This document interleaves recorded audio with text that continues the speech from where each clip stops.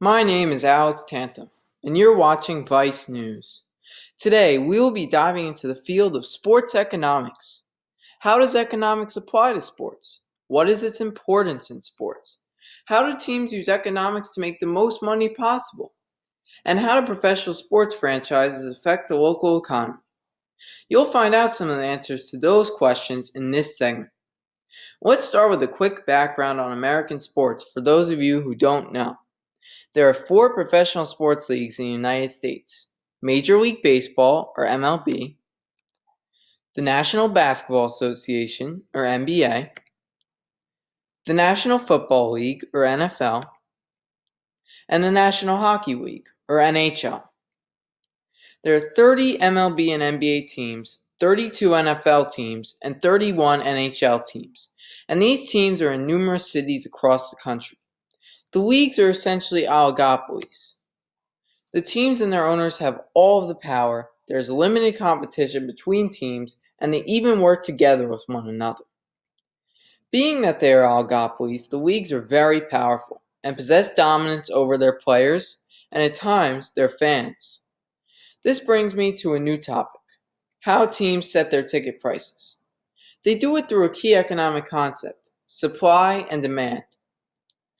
Owners have the right to set their ticket prices, and when determining those prices, they have to consider questions including how elastic the demand will be, what will increase demand, how limited supply is, and so on and so forth. The supply and demand will vary from area to area and may even change from seat to seat.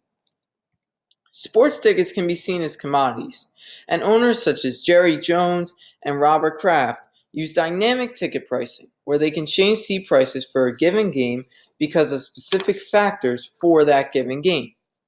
Many factors can influence an increase in the average price of tickets for a game or series. Take a look at this graph for an example. For their home opening game in 1996, the Atlanta Braves were able to charge a higher ticket price because there was a greater demand for tickets. If a visiting team is one of the league's best or some of the league's stars, prices may be increased because demand will increase. If the team itself is doing very well or is in the playoffs, ticket prices will also rise. If an important event may occur, such as a clinching win, like the Warriors with the NBA championship, as you'll see here, there it is, redemption for Golden State. One of the great playoff runs of all time is complete.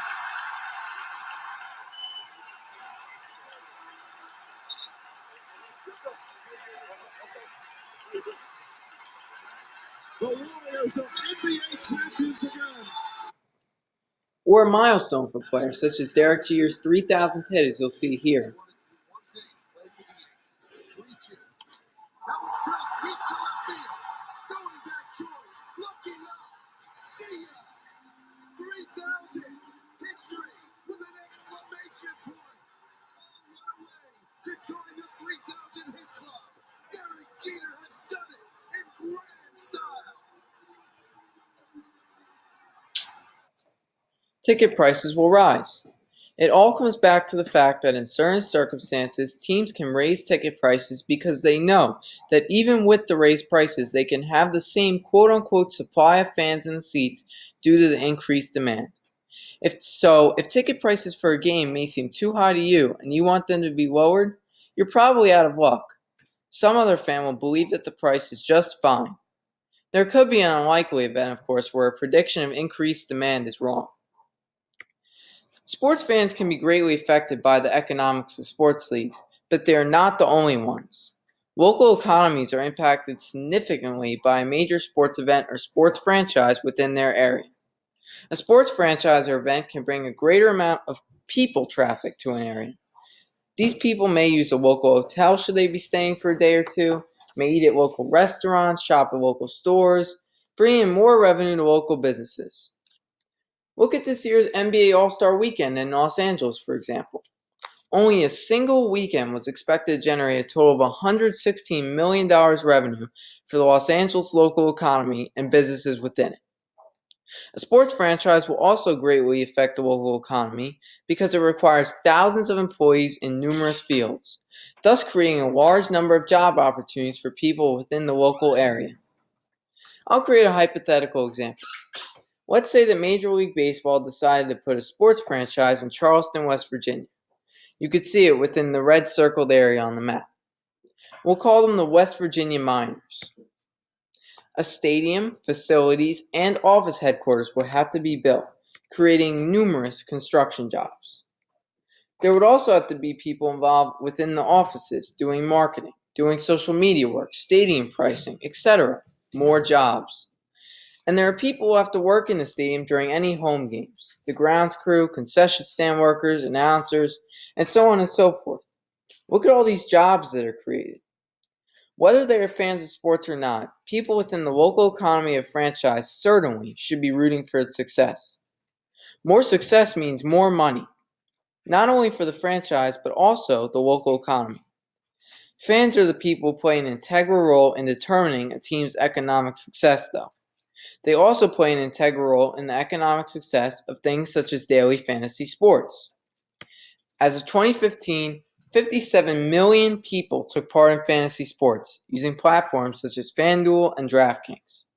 FanDuel was formed somewhat of an oligopoly system with DraftKings, and the two companies came under fire for, and ultimately were not allowed to, consolidate into one giant daily fantasy sports company because they would gain too much power. As it stands now, FanDuel and DraftKings take in billions of dollars of annual revenue because of sports fans around the country and even across the world. And their revenue only projects to grow over the coming years as the fantasy sports industry grows more and more. Clearly, economics is heavily involved in professional sports, and without the utilization of key economic concepts, sports teams would not make the profit which they do. That's it from Vice News for today. Have a good night.